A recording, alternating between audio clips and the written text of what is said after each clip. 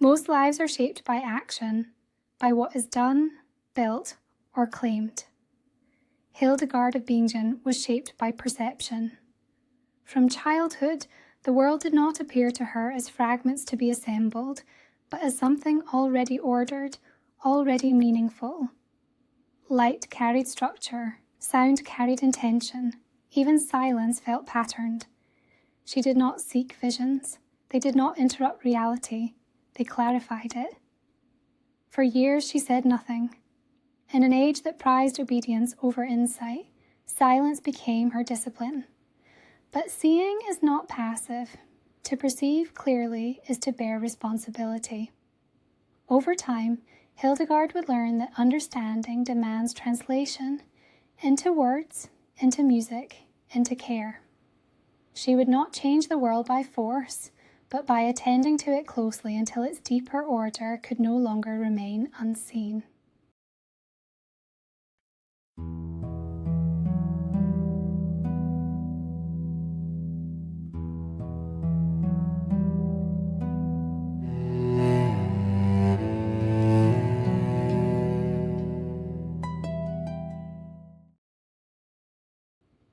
Hildegard was born in 1098 along the Rhine, the last of many children in a noble household.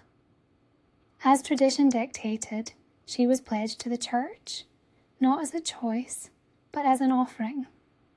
She entered religious enclosure as a child, exchanging open hills and river light for stone walls, bells, and ordered prayer.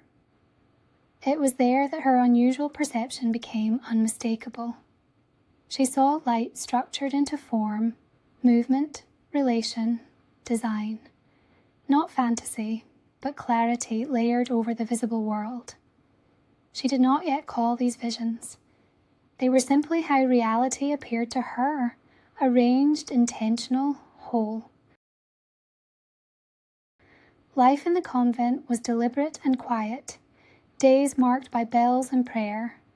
Hildegard learned sacred texts, chant, and the tending of gardens and the sick. Discipline shaped her days. All the while, her inner sight remained steady. But insight was not something one claimed, especially not as a woman. So she observed. She waited. Years passed in preparation, though she did not yet know for what. As she matured, the clarity intensified.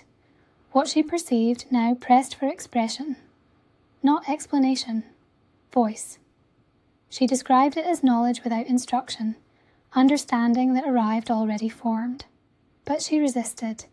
To speak was to risk accusation. Mysticism and heresy were separated by little.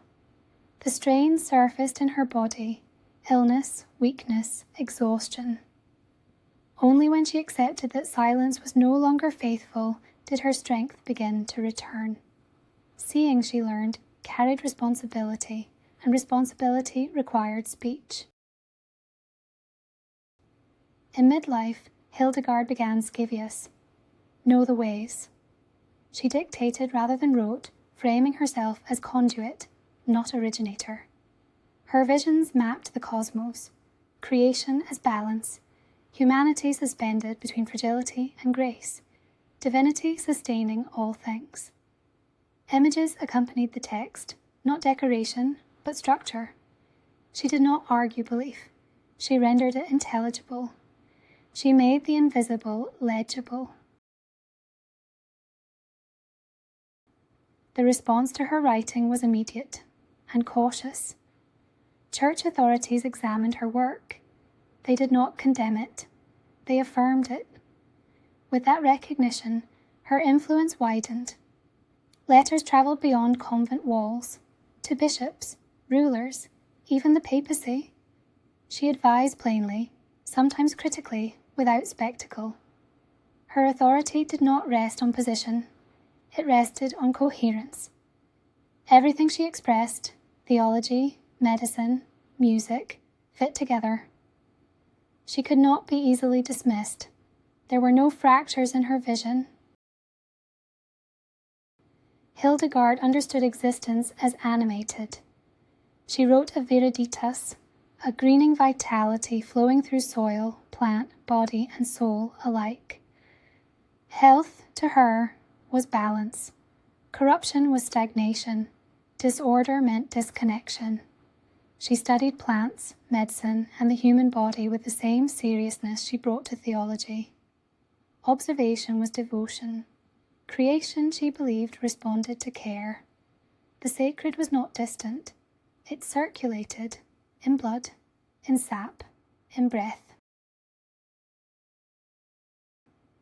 Music was another language of vision. Hildegard's compositions stretched beyond convention, rising higher, lingering longer than expected.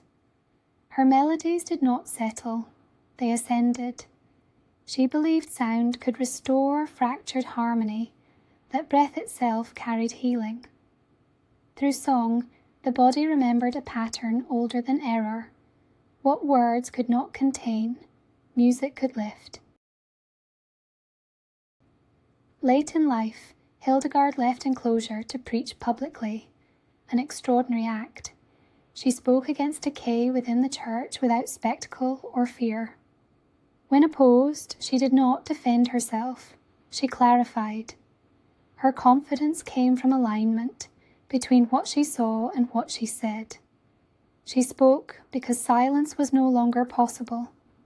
Expression had become obedience. Hildegard died in 1179. She left no single legacy but a constellation of insight, mystic, composer, physician, writer. Her life showed that knowledge could be sensory, faith physical, and perception itself an ethical act. Some people push history forward, others reveal how it has always been arranged. Hildegard of Bingen belonged to the second kind, one who noticed what was already there. Some stories fade, others wait to be heard.